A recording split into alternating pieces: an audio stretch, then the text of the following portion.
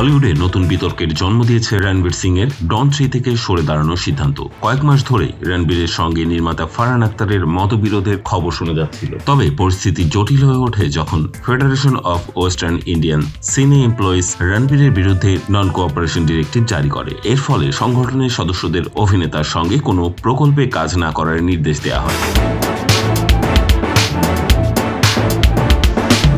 বিতর্কে কেন্দ্রবিন্দুতে ছিল ডন 3। অভিযোগ উঠেছে শেষ মুহূর্তে ছবি থেকে সরে দাঁড়িয়ে প্রযোজকদের আর্থিক ক্ষতির মুখে ফেলেছেন রণবীর।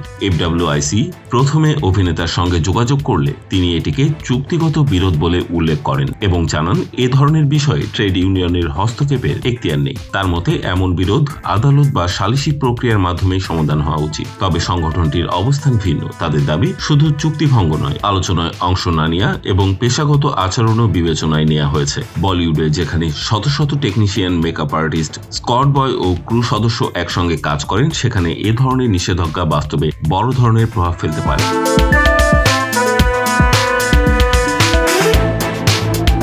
আইন বিশেষজ্ঞদের মতে FWIC চাপ সৃষ্টি করতে পারলেও আইনগতভাবে কাউকে স্থায়ীভাবে ব্যান করার ক্ষমতা সীমিত। যদি কোনো নির্দেশনা একজন শিল্পীর কাজের অধিকার ক্ষুণ্ণ করে তাহলে আদালতে তা চ্যালেঞ্জ করা সম্ভব। এদিকে রণবীর সিং পুরো ঘটনায় কূটনৈতিক নিরাপত্তা বজায় রেখেছেন। তার টিম জানিয়েছে তিনি এখনো ডন ফ্র্যাঞ্চাইজির প্রতি শ্রদ্ধাশীল এবং ভবিষ্যৎ সাফল্য কামনা করেন। তবে এই বিরোধ দীর্ঘস্থায়ী হলে তার আসন্ন চলচ্চিত্রগুলোর শুটিং ও টেকনিশিয়ান টিম গঠনে জটিলতা তৈরি হতে পারে।